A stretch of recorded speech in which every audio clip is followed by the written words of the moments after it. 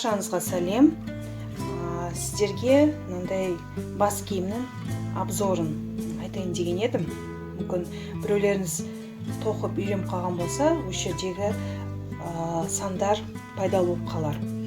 Бұл бас киім 56-58 сондай размерге арналған, өте жұқа, яғни қыс қатты болмайтын жерлерге арналған.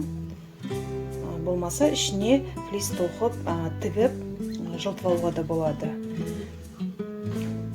Қанша жіп кеткені, мінекей қалған жіп, ақ жіптен 2 алған едім.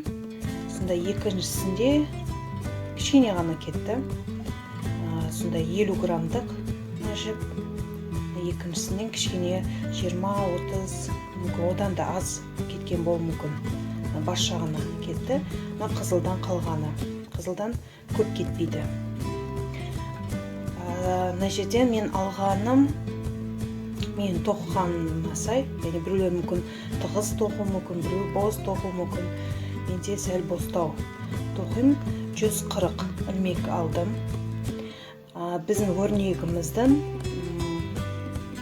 өрнектің қазір айтам, рапорт деп айтады ғой, 31 ілмек болады, 140 келмеді.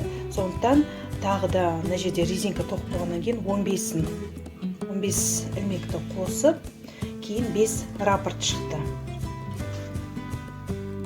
Өте ең оңайын таңдадым, өткені бірінші рет тоққаным. Өзім минусын айтып кетейін, сіздер қайталамау үшін қатты тартып қоймаңыздар.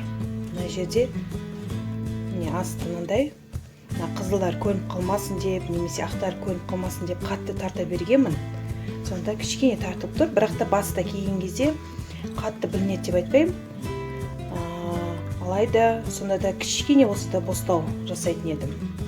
Мінекей қызыл кішкене ғана көрініп тұр, аса емес. Киген кезде де тура осылай тұрады, көрінбейді. Енді ұзындығын айтайын.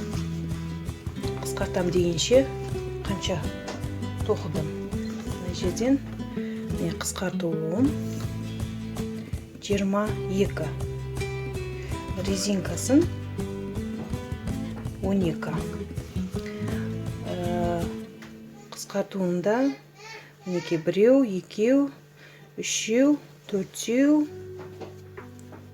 мына жерде 5, 6 жерден жасадым, екі жақтан. Осылай қысқарту болды. Бубончиксіз да әдемі болады киген кезде. Бірақ егесі суда бубончик жасаған қалады. Және де тастар жасадым. Егер сіздерге жаккардтың өрнегі қызық болса, астына инстаграм қоям. Қазір сызып үлгермедім. Сол жерде өрнек деген актуальны кіріп, өрнек дегенге скриншотпен түсіріп алсаңыздар болады. Сол жерге қойып қоямын. Өйткені болашақта да керек болады. Өрнекті өзім есептеп қысқарттым. Бұдан ұзындағы еді. Сол үшін мына жерден ғана келеді міне. Осы өрнек қайталана береді. Рахмет біздің каналдарға кіргеніңізге. Жазылыңыздар, бөлісіңіздер. Сау болыңыздар.